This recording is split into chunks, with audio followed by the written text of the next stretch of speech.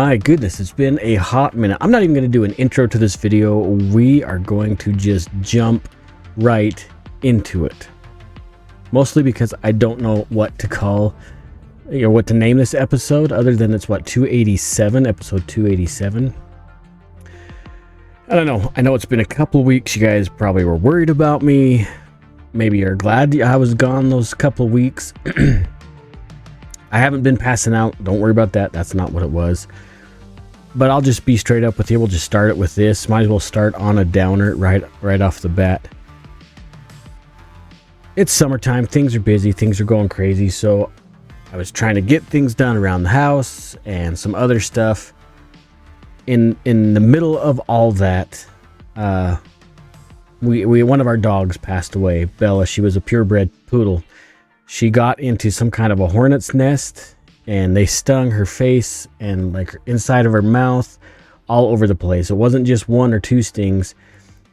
The vet pulled out, I think she said 15 to 20 stingers, and there were more in there that they couldn't get out. Anyway, she went through anaphylactic shock. She went crazy. She didn't go crazy, but the pain was horrendous, and she was extremely allergic. And we had to put her down.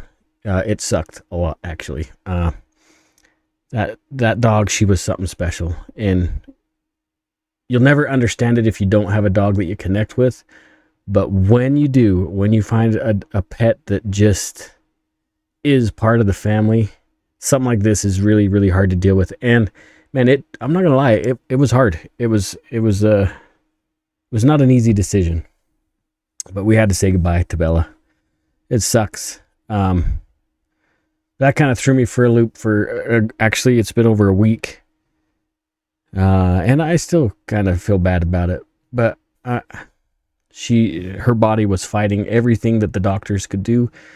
We didn't just try to take care of her at home. We had to take her to emergency care. And the doctors, or the vets, I should say, they did everything they could to save Bella. But it just wasn't working. And so there's a little void in my heart. But this isn't the point of the show. A big burly dude shedding a tear about his dog. That's not what I want to talk about. But that's why I've been gone for a while. By the way, never mind. I was gonna say that I have a Give, Send, Go set up. It was very expensive. It was a lot of money. It was an exorbitant amount of money. You know what? If you're willing to help out, that'd be fantastic. There's a Give, Send, Go. Maybe I'll put the link in the show notes. It was a lot of money. Whew. So that's why I said I was trying to do everything we could to bring her home. But anyway, why start a show so depressing? That is horrible. Let's just start new. I'll keep that in there because I want to be real with you guys. Like I'm done trying to be fake. I'm done. Actually, I'm not. I'm honestly, what you see in the show is what is me. But let's move on to something that I really wanted to talk about. I don't even know what to call this episode.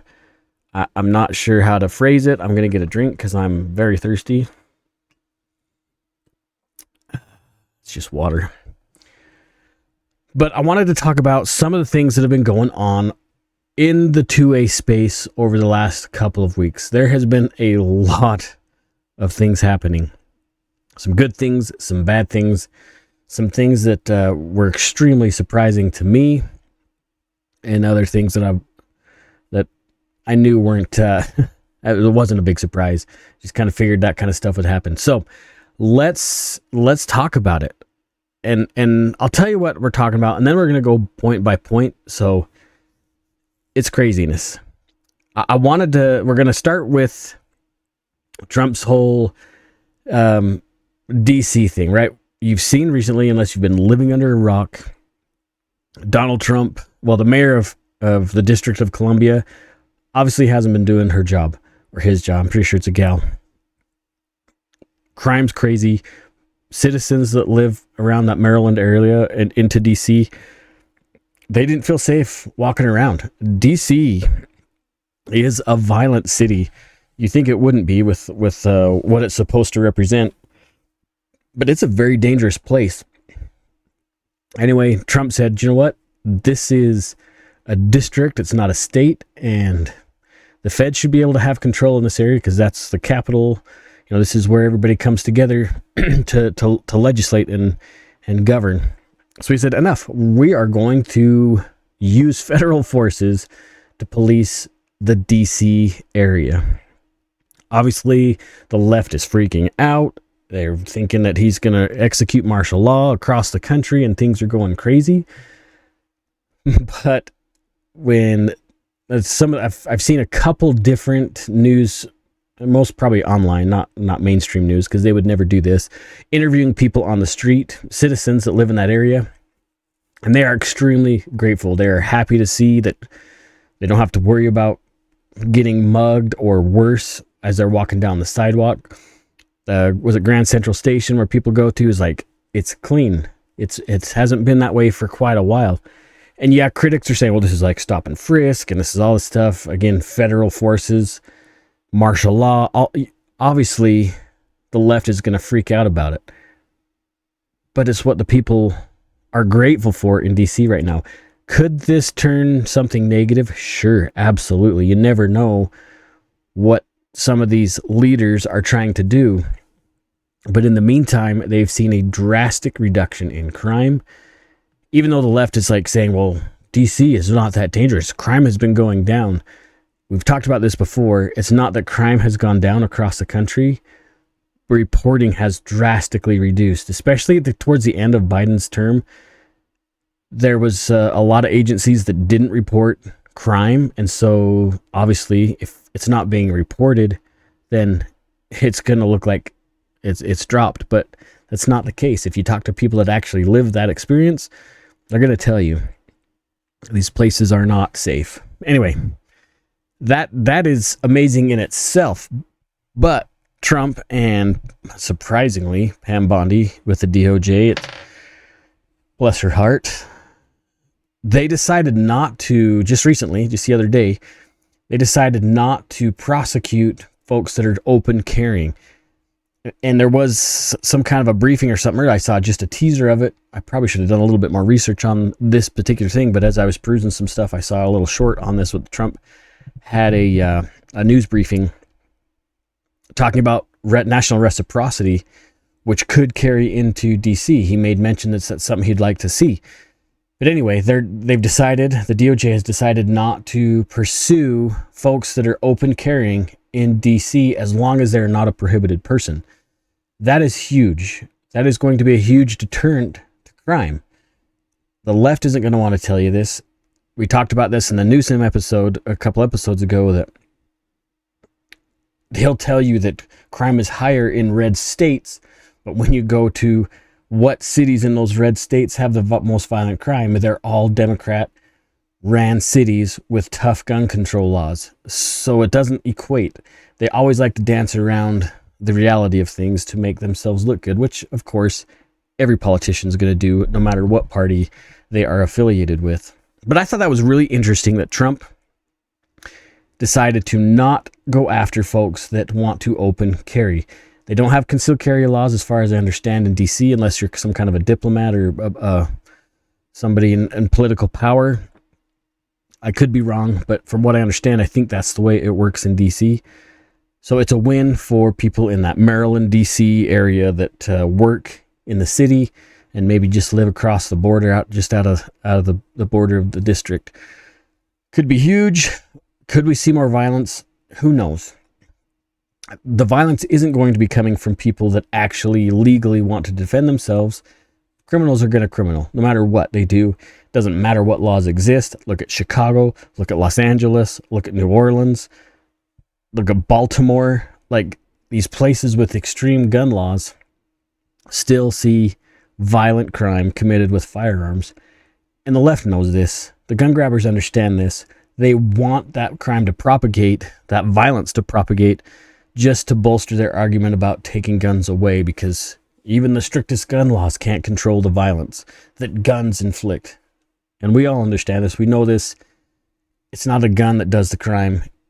it's the individual who is wielding a tool to create fear and anxiety and terrorize the public. That's really what it is. So anyway, that's really interesting. At least I thought. I just realized I was going to go down bullet point about what we were going to talk about tonight.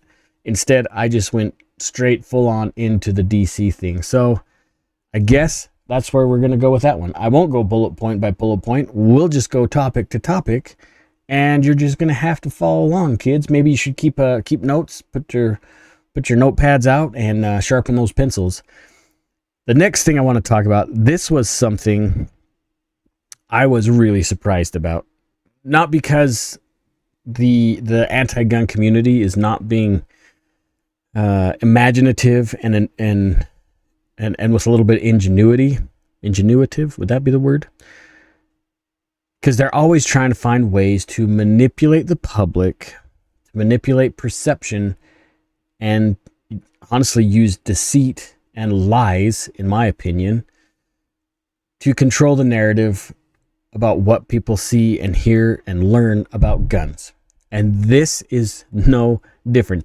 This strategy is something far beyond what any anti-gun group could have even imagined or thought of. So Everytown, we love Everytown, right? That's a Bloomberg organization, and they are extremely vocal when it comes to safer gun laws or gun safety laws. They are in every state. They get involved in any and every firearms related legislation that is talked about in any state and in many, many cities too, especially the larger cities. They are very vocal. They are very active and a little psychotic. They probably smells a lot like cat piss and depression anytime they come into the Capitol. Maybe a little bit of Ozempic mixed in there. Who knows? Stop it. Get some help. Joking. I can joke a little bit. But these people are very eager to make their voices heard. Honestly, we, the pro-gun side, should really look at their example and be a little bit more proactive as well. Because a lot of reasons that this negative stuff happens is because the anti-gunners are just so vocal, and they apparently don't work during the day, so they can just go hang out during a session and make their voices heard. But anyway, as usual, I gotta digress because I always get sidetracked.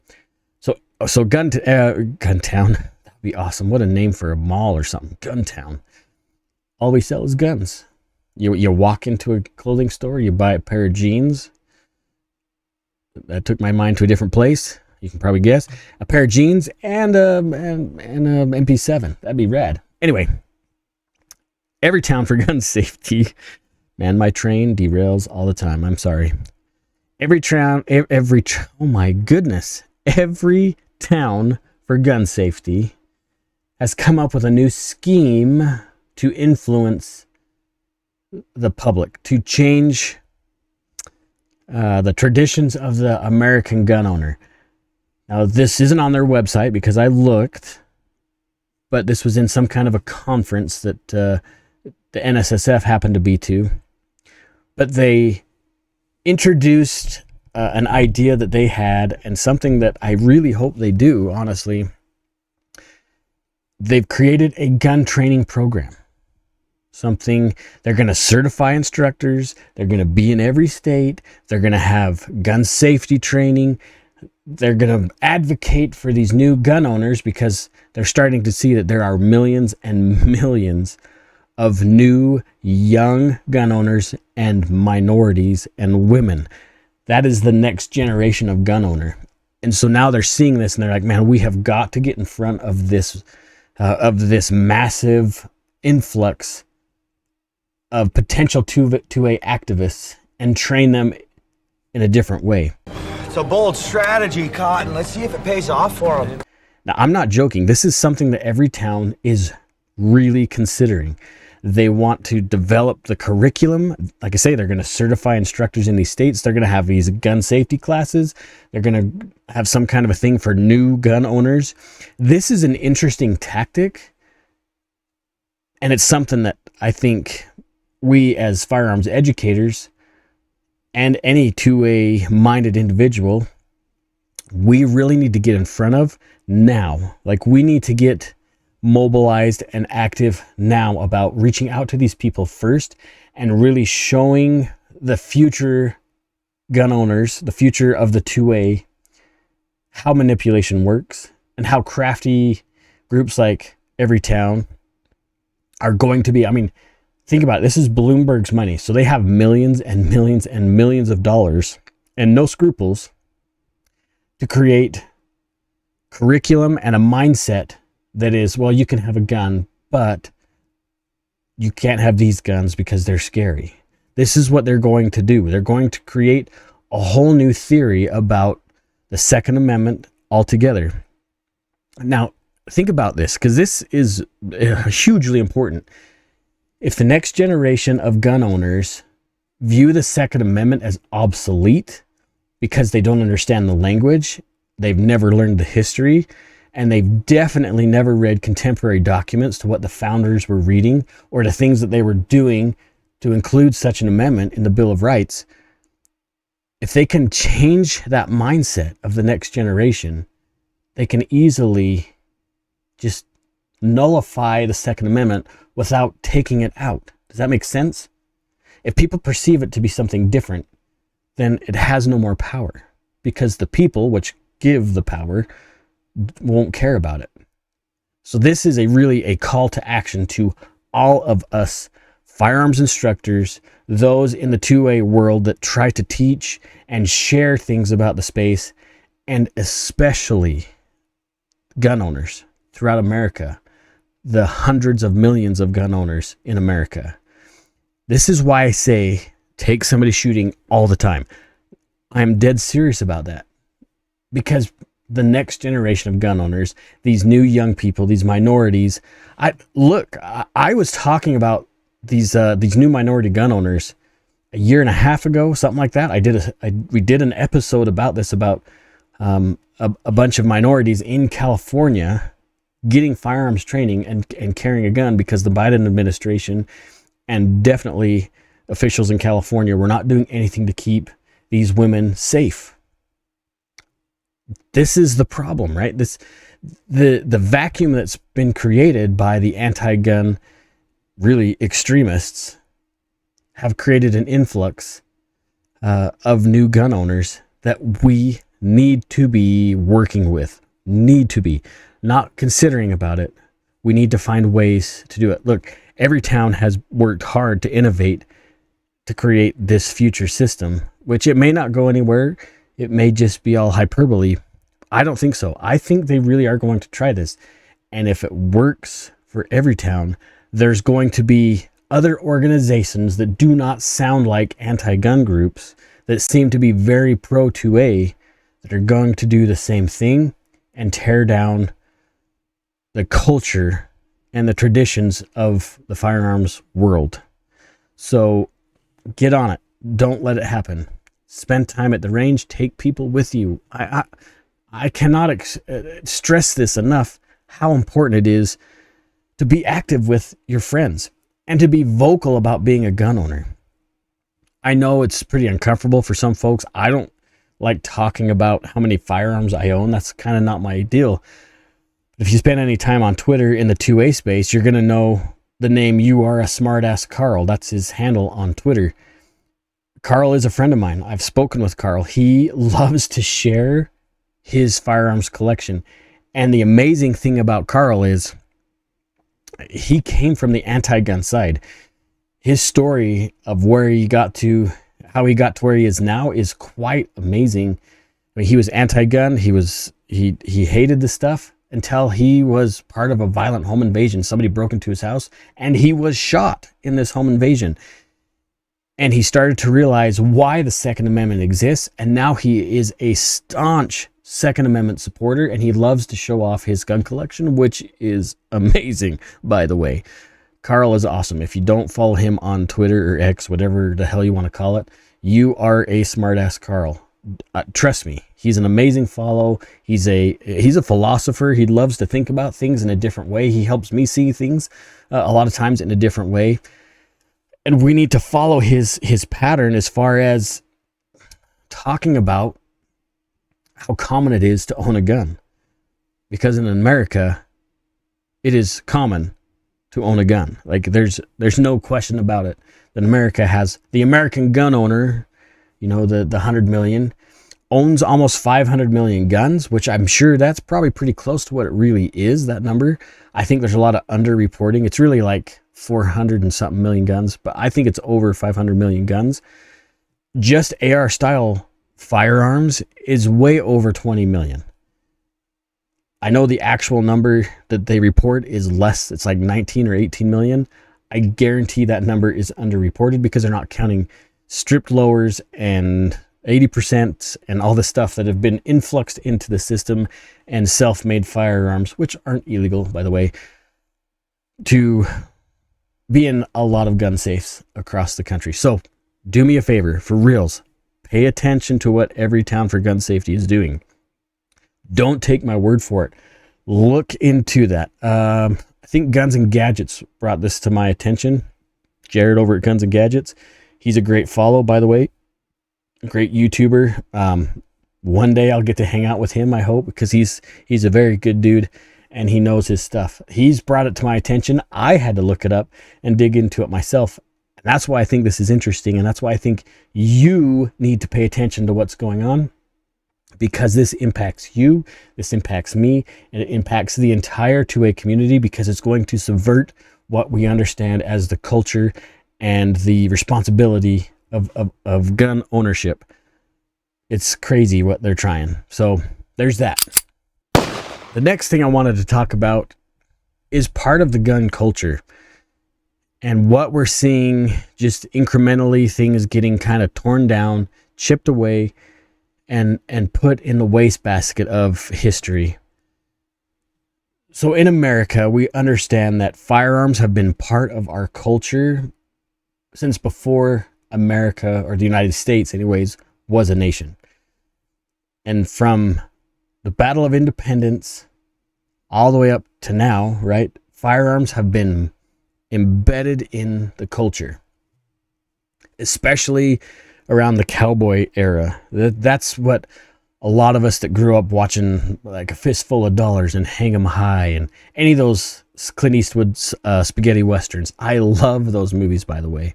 Or The Magnificent Seven or Cowboys, right? There's all these great movies from the 60s, 70s, and 80s that really, it probably really wasn't like that, but it definitely birthed in to millions of Americans how cool guns are, especially during the West, the Wild West. And some of that culture still exists in some states, like my state in Idaho. There are some places that are still very much, I shouldn't say they're very much like the Wild West. There's no tumbleweeds and duels out in the streets at noon. But there's a lot of independence, and there's a lot of self-sufficiency in Idaho and other states, even Colorado up until recently. Some of those rural communities really invested in and relied on firearms. So I want to talk about Colorado first. Maybe you've heard this, maybe you haven't. Some of the counties in Colorado, and I have to look on my notes to get all these counties correct. Let me back up just a little bit. For years, for generations, folks in Colorado have shot on public lands with no issues. There's a lot of land in Colorado. If you've been to Western Colorado, you're gonna know how windy and flat and boring, at least Western Colorado, or Eastern Colorado is. Excuse me. Western Colorado's cool. Eastern Colorado. Anyway, these folks that live in Colorado have been used to just going out into the bush and shooting. Nothing wrong with that. Until recently, we've seen a major political shift in Colorado. We've seen major anti-gun laws being shoved down the throats of 2A minded individuals that live in Colorado. Honestly, not even like the extreme 2A, like people that are just used to having a 22 in their pickup while they're checking cows or whatever, right? these people are really getting influenced and beat up over their Second Amendment thoughts. Anyway, so these counties in Colorado have decided that public lands are not going to be able to be used for shooting. I don't know how this works. They're public lands, but whatever. So these are the counties that sounds like are really having an issue. First, the Northern Front Range Sport Shooting Partnership. That covers Boulder, Clear Creek, Gillipan, and Larimer counties. They're tightening restrictions for shooters, right? They're not letting them go out and shoot like they should be allowed to.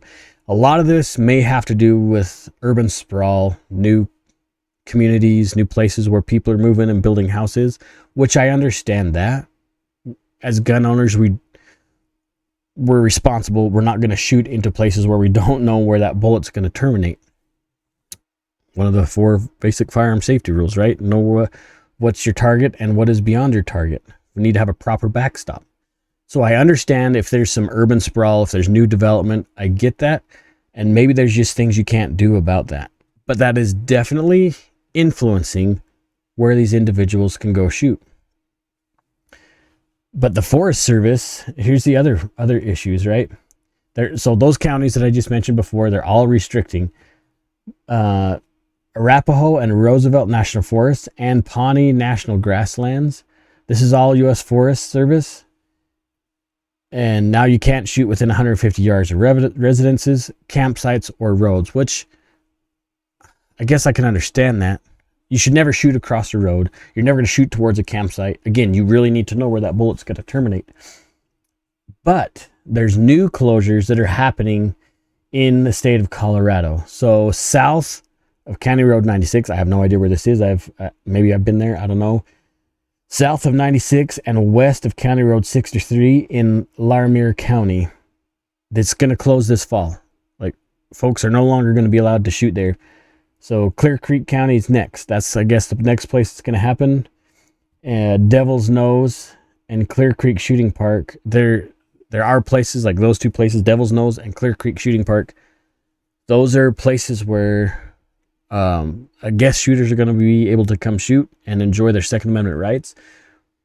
But it's important to understand the reason why I talked about Colorado, why I wanted to bring this up, is this is another tactic to restrict the rights of the American gun owner. As states become more and more restrictive, as federal governments become less and less in tune with the firearms owners of the country, we could see restrictions like this happen more and more in states that are at least not friendly to the Second Amendment. California, Illinois, I was going to say Louisiana, but they're pretty safe right now, even though Baton Rouge is not a good place. Anyway, states that are having issues with gun owners. It's easy to see where state restrictions on land use could happen. This is why it's so important to be involved on the political side at the state level and at the city level, because this is what impacts you directly. Those poor folks in Colorado that said, well, this would never happen. Colorado's a red state. We're never going to have this issue here. It turned on a dime. And if you ask a lot of those folks that live in Colorado, they were so shocked when these anti-gun bills came out, when they're starting to see their legislators shit on the Second Amendment. What's your profanity? It's drastic. It's drastic. And it happens fast if we don't do anything about it. That's why it is so damn important to get involved in your state 2A groups, like folks that are actively involved at the state level. This will happen in other states if we do not get in front of it now. Just like the whole every town thing with their gun training. If we do not get ahead of this now, the cancer is going to be so drastically huge that it'll take pretty big measures to bring it back to where things should be. Don't let this happen in your state. Colorado, I'm so sorry that you're dealing with this now. But, I mean, you guys voted for these politicians. You guys allowed it to happen. As much as that sounds like a real dirtbag thing to say, You let it happen in your state, and now you have to fix it. I don't know how else to tell you that. All around the Denver, like the rural, outside of the big cities, obviously not going to happen inside Denver, but places where folks really used to enjoy taking their kids shooting, or they went shooting there as a kid with their grandpa, there's no shooting signs popping up all over the place. So if you're from Colorado, I would really like to hear your input on this. So you can either send it to a thread on X or comment down below in the video. I'd really like to hear your thoughts on this. I want to see it through the Colorado gun owners' eyes, because this is tragic. It's awful. I'd like to help you. As Second Amendment advocate myself, I would love to help everyone in the nation that's dealing with this, but it's good to hear it from people that are actually experiencing it now, and maybe it can help those that could be influenced by this at some later point. So sound off in the comments, or again at Range Minded on Twitter, because I'm on there way too much. Now for something a little bit closer to home, kind of in the same groove. So the Caldwell Nights Rodeo, maybe you guys have heard about this, maybe you haven't. If you're not from Idaho, probably not. You probably don't even know where Caldwell is. That's over kind of by Boise. It's on the western side of the state. Caldwell Nights Rodeo has been part of Idaho's rodeo circuit for a very long time. I think even before statehood. It's been ingrained in the Idaho culture for a long, long time. Obviously, with the rodeo, you get the cowboy culture, just like we kind of talked about with Colorado. Well, in 2024, I don't remember this happening, but apparently there was a spectator in the stands last year and was carrying concealed, and the gun went off and it injured somebody.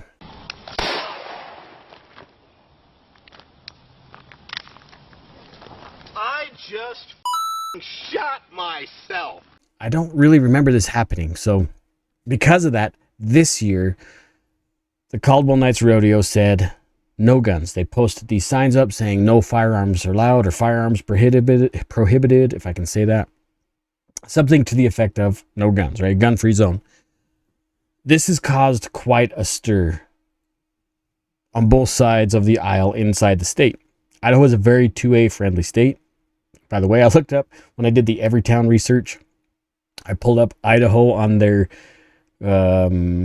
gun safety laws grade, I think is what it was, and we were ranked 50th out of 50. So I'll be happy to take a failing grade from Everytown. That means that we have very, very good gun laws in our state. I'll take that. Anyway, where was I going with this? Oh, the Caldwell Nights Rodeo. So Idaho's Second Amendment Alliance, Greg Pruitt, they're the state's biggest pro-2A organization. Greg and the Idaho Second Amendment Alliance have worked very hard for a long time to propagate the preemption laws and really work to keep, or even with the constitutional carry stuff, Greg was integrally and deeply involved in making the carry laws in the state better for the gun owner. He's looking at this Caldwell. Now, this is where I heard about this first. He's looking at the Caldwell Nights Rodeo, and he really feels like, and I can't say that I blame him, he really feels like it's a betrayal to the laws in Idaho, the culture of the gun community and the rodeo community, honestly, and just the Second Amendment altogether. And like I say, I can't really say I disagree with him on this. A few years ago in Coeur d'Alene at the city park or something, there's some kind of event, and they said no guns allowed, even though it was public property. And I remember Greg was up there, and he got in quite a bit of a pretty in-depth argument with, I think it was the mayor of Coeur d'Alene at the time. Okay. What kind of American are you? And it was a big deal. And it was really what changed some of the gun laws in Idaho about allowing firearms owners and Second Amendment advocates and people that just carry guns for their own personal safety. It helped them a lot. The legislators in the state are very good with some of them. We have a few that pretend to be Republicans that aren't so good when it comes to Second Amendment. But at that time, we had some awesome 2A-minded legislators in the state, and they worked very hard to kind of fortify the preemption laws and constitutional carry and not really stand your ground, but kind of some stand your ground doctrine as well. Is fabulous. It's been great for gun owners. But when Caldwell decided to do this with the rodeo, it really sparked some issues. Now we need to look at it both sides, because I can kind of see it from both ends. Yes, this is city property, and citizens should be allowed to exercise their rights on public property. But when it comes to whoever runs the rodeo, because I don't necessarily, if the city runs the rodeo, maybe this theory doesn't work so well, but if it is a private entity that is running the rodeo, taking care of the, renting the venue for the rodeo, some of their insurance costs could really change and be drastically higher when it comes to allowing firearms on the premises during an event. Look at what was the Gun Con? That's what I was trying to say, right? If you paid attention to Gun Con this year, Johnny Appalachia, whatever you want to call him, he got kicked out of Gun Con, as well as a few others, because of their political views. Now that is a little bit different because it is a privately owned venue, but I imagine that had something to do with guns as well. Actually, it was different, honestly. Their issue was something different. I guess this doesn't relate at all. I don't know why I even brought it up, because it doesn't. It's apples to oranges. But regarding the rodeo, the Caldwell Nights Rodeo, I don't know if they were wanting people. I don't know if it was just no guns allowed signs were posted. That's on the other side of the state from me. But it is frustrating as a gun owner and as a 2A advocate that people want to restrict our rights because of cost.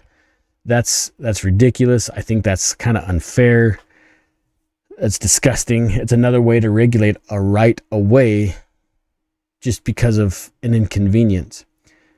Again, I can kind of see it from whoever's hosting the venue, whoever's responsible for insurance. I see it on that side too, because it could cost them. I mean, they could get shut down completely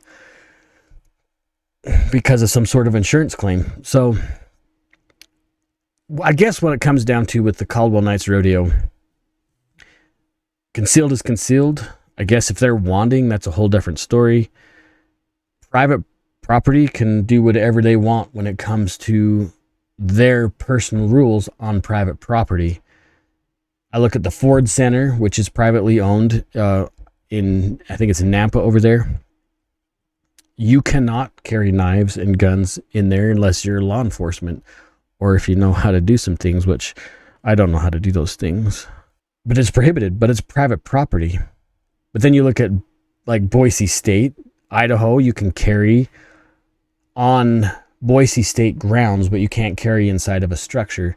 And that includes the Boise State Stadium. And they are sticklers about any kind of weapon that they can find from getting in there. Again, I don't know how to do that. But people do. I do know people that know how to get things in.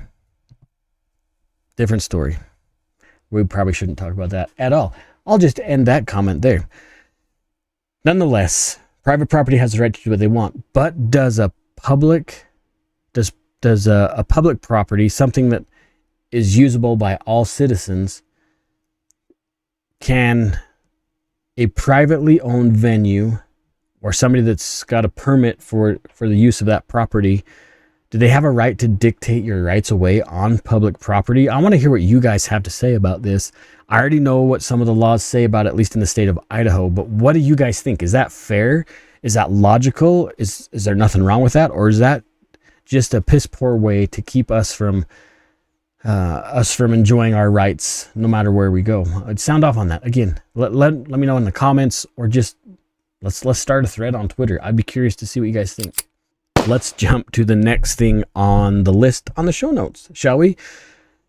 When Trump took office, well, even when he was running for president, the Second Amendment community was given a promise by Trump that things were going to change, that the federal view on firearms and on the Second Amendment was going to change. He made a promise. I remember that first day in his office when he sat down after his swearing in, that he made a promise to us, to the gun owners in the United States. I don't know if those promises will be fulfilled and complete. Some things have been great. He's been surprising me with a few things over the last few months, and other things are just milquetoast lip service in a way. But if you remember, in April of this year, the Department of Justice created a task force to look into anti-gun laws. They were going to combat things that were just unconstitutional and quite repugnant to the Second Amendment.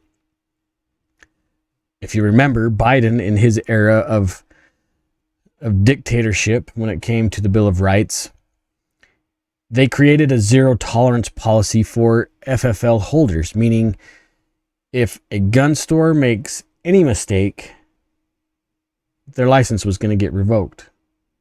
Their justification for this measure was these FFLs, whether it be a home-based FFL, they're doing things illegally, and that's how a lot of gangsters and thugs, that's how they were getting their guns, because they were being illegally trafficked through some of these less than up and up FFL holders. And that might be the case for some. There probably are a few FFL holders out there that are doing things that they shouldn't be.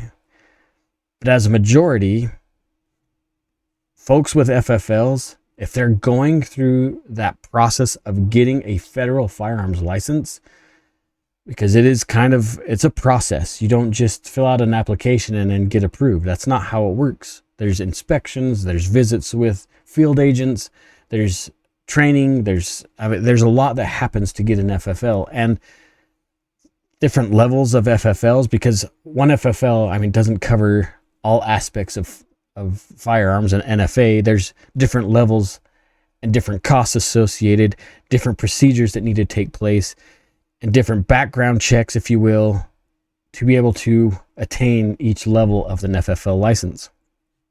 And what I mean by that is you can have a regular FFL where you can just be the guy that buys and sells firearms for the purpose of making money as doing business, right? But then you can jump up and say, okay, I want to manufacture some of the things that I want to sell. That's a different class of a license. Well, there might be the guy that says, well, I want to be able to have full autos. Maybe you're a range and you want to be able to have full autos to run on the range. Well, that's a different classification of an FFL with more strings attached to it on the federal side. Well, maybe you want to be a gunsmith inside there. Well, there's another FFL, another classification that you have to worry about. So these different tiers and these different spheres of influence when it comes to a license. It's arduous. It's a pain in the butt. It's not necessarily expensive. You might be surprised on how cheap some of these FFL licenses, the licensing, that was kind of redundant. You might be surprised at the cost of an FFL, but there are definitely expensive strings attached. Anyway, that was a long ways to get to where I wanted to talk about right now. So Biden in 2021, they passed the zero tolerance rule when it came to FFL holders. At that point in 2021, I got to look at my notes here because this is kind of startling or surprising here. Maybe, I hope I wrote this down. Yes, I did right here. So in 2021, after the policy was enacted, revocations, meaning the federal government taking licensing away from FFL holders, it jumped. So in 2021, I think there was 11 revocations, I think, that year. But in 2022, it jumped to 88. By 2023, it was 157. Then 24, I think it was 147 FFLs that had been revoked. So you went from a very small number, which they may have needed to be revoked at that number, to mom and pop stores, to small business owners, not only being harassed, but their whole livelihood being taken away from them over things like spelling errors. If you've ever filled out a 4473, the county versus the country, that was something that always got mistaken. People would think it said county or country, and they put in something that would be wrong and it needed to be corrected. Or They might have said street instead of road when they filled it out. Anyway, something small that can be corrected. Remember, a 4473 is a federal document, and lying on a federal document is kind of a big deal. That's the way the federal government under Obama looked at it. Obama, same thing. Under Biden, looked at it. So, because it was a zero tolerance, any kind of a spelling error, any kind of a small mistake, no matter no strikes or anything like that, it was an immediate revocation. Big deal. Like I said, there's a lot of folks that lost their businesses because of something that could easily be corrected by a field officer from the ATF. But no, they decided to just take licensing away. Well, President Trump, let's come back to the current, they promised to get rid of the zero tolerance rule. Looks like, what was it, August 9th? I can't remember when for sure they decided to do it. And we thought everything was hunky-dory, right? The whole firearms community said, yeah, that's great. Let's work on getting some of these people their licensing back from unfair practices by the federal government. Well, recently, I think it was actually just yesterday, this is why I just put it in the notes and why I probably should have read through it a little bit better. Yeah, that was on the 19th of this month, August. Turns out that Bondi, remember, she's not really that gun friendly. And you saw my video about Trump and the anti-gun measures that have taken place under his leadership. They're not that strong on the Second Amendment. And it turns out that they actually may have not told the entire truth when they said they were going to get rid of the zero tolerance rule. Apparently, there's things that the ATF has reintroduced that they're going to keep some of this Obama, gosh, I said it again, might as well be the same thing, Biden era zero tolerance policies that they're going to remain. This is a big deal because it influences how we get firearms as gun owners. Yeah, there can be inheritances and things like that, but anything new has to come through a federal firearms license holder. The lie about just ordering a gun online and it ships to your house, if you've never bought a gun, that doesn't happen. You can't just have a gun sent straight to your house. This isn't 1950 out of the Sears and Roebuck catalog. That doesn't exist. Every gun, firearms are the most regulated industry in the United States. I don't care if you believe me or not. This is reality. When a manufacturer makes a firearm, they have to stamp it with a individualized serial number, and there's other criteria that have to be marked on that firearm by the manufacturer, by federal law. That gets recorded and that gets sent to the ATF. Then, when that manufacturer decides that he wants to pass that along to a distributor, where almost all firearms license holders, firearms retailers, they buy through distribution. So, let's just say the gun manufacturer sends, we'll just say an AR-15. He has to stamp that AR-15 with an individualized, specific number with specific information on that firearm. That goes to the distributor. Then the firearms manufacturer has something called a bound book that keeps track of everything they manufacture. In the bound book, it shows where that gun went, when it went, and the licensing information of the distributor, because the distributor has to have an FFL. Now the distributor gets this fancy new AR-15 from the manufacturer.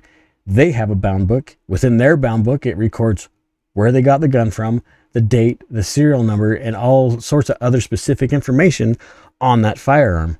Well, then your favorite gun store says, hey, I want to buy that AR-15. I think my customer will like it. Okay, so then the distributor sends it to the retailer, and that same process happens again. That information is recorded. It's then when it gets to the retailer puts it in his bound book under an acquisition. All that information that was recorded from the manufacturer as far as serial number, all that stuff is then put in the bound book of the retailer. And then when that gets purchased by a customer, that has to be recorded in that bound book. There is a paper trail that's highly regulated. And guess what? News break. The federal government can look at any one of those bound books at any time for no reason if they want to. They can look at those bound books, and so they know at least who the primary purchaser of that firearm is. I know there's no database where they can track and find out who owns what gun, but there's not a lot of steps there for the federal government to find out who owns what. It's really not that hard, because by federal law, anyone related to the manufacturing or selling of a firearm have to keep detailed books about where stuff goes. It is the most highly regulated industry in the United States. That's where it comes down to the actual retailer, the person that's selling guns to the consumer. If we can't buy a gun because they're regulated, like I say, if these retailers are unable to sell firearms, then we can't buy firearms. It should be pretty self-explanatory. We can't buy these guns if there's no FFLs to sell them. That's why this is a problem. They don't have to get rid of the Second Amendment, but if they make it difficult because of the process of owning or obtaining and keeping, I should say, an FFL is so difficult, then that really prunes down where the citizen can purchase a God-given right, an enumerated right. They can't exercise it if there's only a few places to do it. That's where the problem is. Now, are we going to see anything change? Probably not. I have a sneaking hunch that Pam Bondi and the DOJ don't really care about our gun rights. They might throw us a bone every once in a while, but I honestly feel like they're all on the same team. I hope I'm wrong on that. I just haven't seen a lot of real strong evidence that they give a damn. I.e., look at the Hearing Protection Act and the Short Act. If these politicians, if the Republicans really did care about our Second Amendment rights, we would have seen some major action take place inside the big, beautiful bill, but it didn't happen. Now, maybe they're playing 8D chess and they're working it through the court system so it actually has some basis and some structure when things change to where they can't be removed very easily when the next administration comes through. I don't know. I mean, that could really be the case. Maybe they're just trying to establish some history and case law to where things are going to be a lot more fortified. That's fun to think about. I wish I had the answers for you, but I'm not real confident that the modern Republican Party really cares about honest Republican principles. I think they're really just Democrats, but decaffeinated, if you will. So zero tolerance, we'll see. It doesn't look like it's gone away completely. We could chalk that up to my episode about Trump and gun laws, I guess. We'll see. I could be wrong. I hope I'm wrong. I guess to be fair, because I had to reference my notes, this new ATF rule, it's more lenient than the Biden era stuff. It's more geared towards something maybe a little bit more egregious, dispositioning a gun before a background check or still giving it to somebody even though they failed the check, that kind of stuff, which is definitely more egregious. But I don't know. The ATF rule, the proposed rule, does exist. We'll see. We'll see where it goes. I don't know. Like I say, I really don't have confidence in Pam Bondi or the DOJ at this point. We'll see. I don't want to keep harping on negative stuff, so I'm going to talk about something a little bit more positive. And the next thing that we're going to talk about is on the 12th. Who was it? It was Nigan. I don't know how to say that. Nugan. It's a weird name. Anyway, V. Bonta. They struck down the one gun a month rule that California had established, which is great. That is great news for our friends in California. They still have issues with the official roster for handguns. There's still tons of restrictions that exist in California. I'm sure this isn't gonna really, the state's gonna find a way to really make it harder for gun owners. They always do, because it's California, and Gavin Newsom, who is going to be running for president, by the way, is definitely not 2A friendly. I don't care if you watch the Sean Ryan show and he accepted the gift of the SIG. He didn't get to keep that. He wasn't going to keep that. He's anti-gun. I don't care what he says. I don't believe that guy. Look at the state. It should be pretty obvious. So there's that Nguyen versus, how do you say that? Nguyen. Yen, I guess. V Bonta. So there you go. The 1 gun a month purchase is gone because of the Bruin decision, which is landmark, which has helped and continues to help the gun owners across the country. Thank you for the Bruin decision, by the way, the Supreme Court, because that has really developed a landscape and a way to navigate through these anti-gun bills to really change them. Another thing that happened at the 10th Circuit Court in New Mexico, because of the Bruin decision, again, they got rid of their 7-day waiting period. Well, they didn't get rid of it, but a judge found it unconstitutional according to the Bruin standard now. So now, hopefully, it ends up sticking, because there always seems to find a way that the anti-gunners, they always find ways to make things a mess. But the 7-day waiting period in New Mexico is unconstitutional, which we already knew that. That's a pretty big pro 2A stance, by the way. And then the 8th Circuit Court in, where was this? Minnesota. They said that the restriction of 18 to 20-year-olds from carrying a gun was unconstitutional. I'm curious to see where this one goes, because it's Minnesota. That state is got a weird dynamic going on with all their new citizens from a particular country. We'll see where that one goes. But they said that according to this court case from the 8th Circuit, that 18 to 20-year-olds can carry a firearm. So that's kind of neat. You know, I mentioned the DOJ's Second Amendment Task Force. Apparently, they're still doing some pro-gun things. They've been looking into other things that California's been doing about delaying concealed carry permits. We'll see where that one goes. I don't know.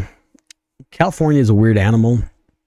And that district court, man, they're all over the place when it comes to ruling. It's kind of hard to pin down exactly what they're saying. But again, if we go to the Bruin standard and maybe look at some of the other history of some other court cases that have taken place, hopefully California will open up to the gun owner. California is a beautiful state. There's a lot of great people in California. It's just those densely populated cities are really screwing up the politics for that state. I feel bad for Cali. Just like Colorado. You guys need to clean up the system. You guys voted these people in. You need to vote them out. Figure out a way to make it happen. Another interesting pro 2A thing, Ken Paxton, who's the Attorney General of Texas, has signed on to I think it's a 14-state lawsuit against the federal government, attacking I kind of mentioned this earlier, but trying to fight against the NFA as far as all those regulations that were supposed to disappear in the big, beautiful bill. And maybe this is the correct avenue. I kind of mentioned that earlier. Maybe it's going through the courts is a more substantial and fortified way to take care of the NFA. We'll see. My state signed on to it. There's a lot of other states. Again, I think it's a 14-state lawsuit right now against the federal government to repeal some of the restrictions of the NFA. From what I understand, I don't know this for sure. I think it's going against SBRs and suppressors and SBSs. The machine guns, I think they're going to probably stay on there forever. Could we see a true alteration of the NFA? I hope so. Ideally, I think the NFA should be completely gutted and thrown away. I think the ATF is a useless machine of the federal government, because I'm looking at it through a mindset of freedom. And of course, sometimes the government looks at it as a mindset of tyranny, and they look at it as a very useful organization because they can use it as a weapon when needed, and they have. By the way, the other day was the anniversary of Ruby Ridge. We can see how the federal government, and specifically the ATF, can really use a heavy hand and manipulating a situation that doesn't end well. Again, Ruby Ridge, the anniversary of Ruby Ridge was just a couple days ago. And then it wasn't very long after that Waco took place. And then we look at things like, what's his name that was the director of the airport in Tennessee, right? The Clinton airport. I can't remember that guy's name. And then Tate Adamandak, or CRS Firearms, or Dexter Taylor. Like, we're seeing that the Department of Justice and then the ATF, I guess in Dexter's case, it wasn't really that way because the ATF said no, they weren't going to have any charges.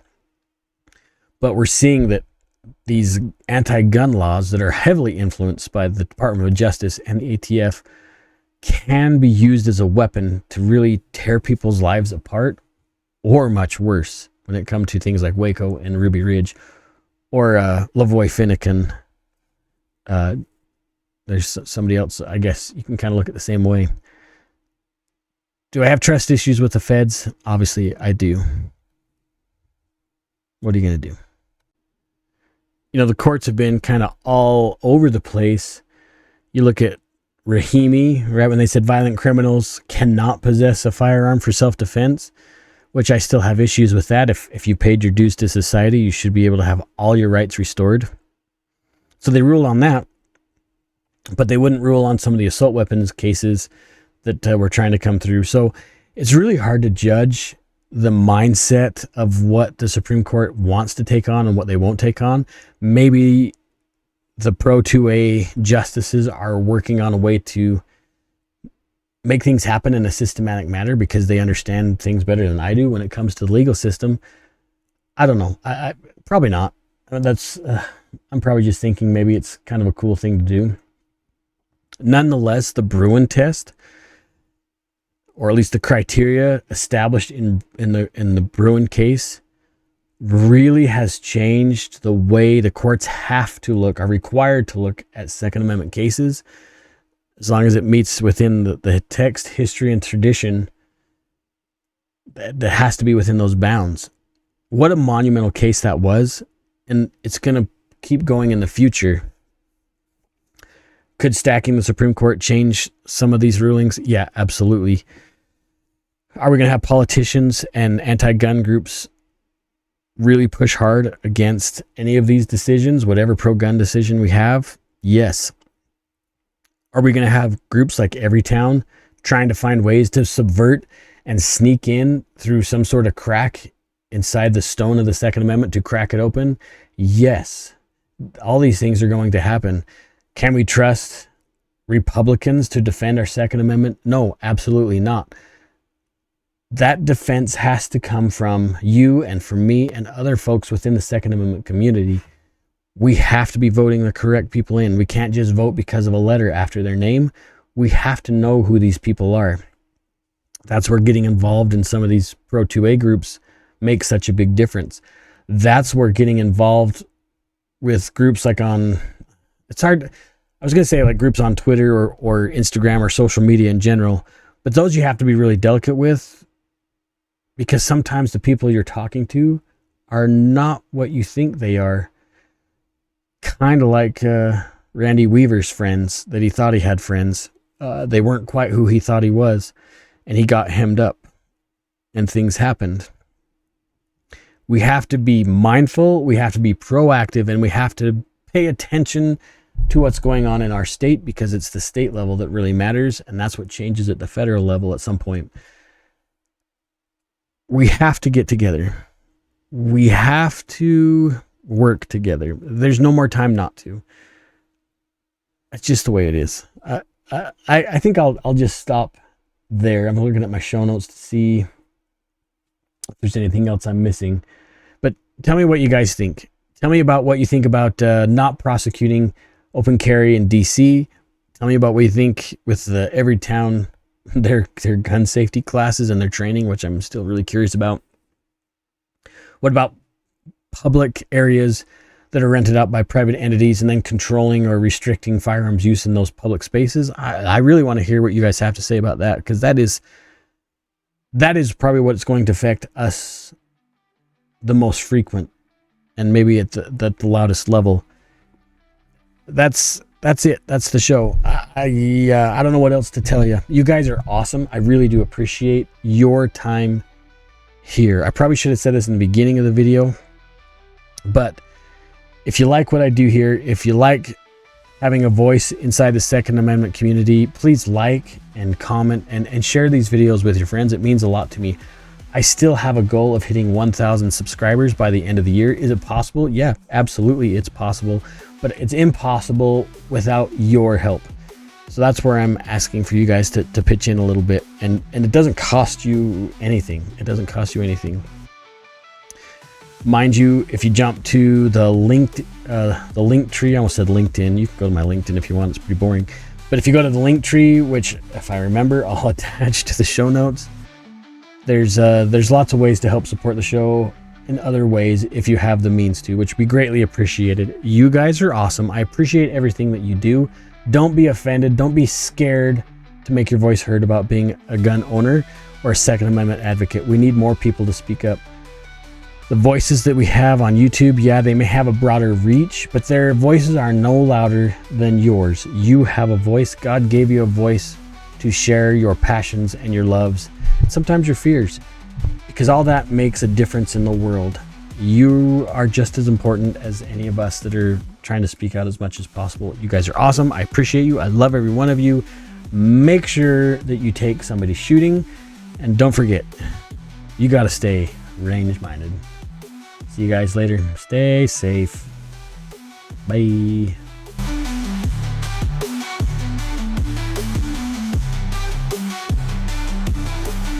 Tut, tut, tut, tut.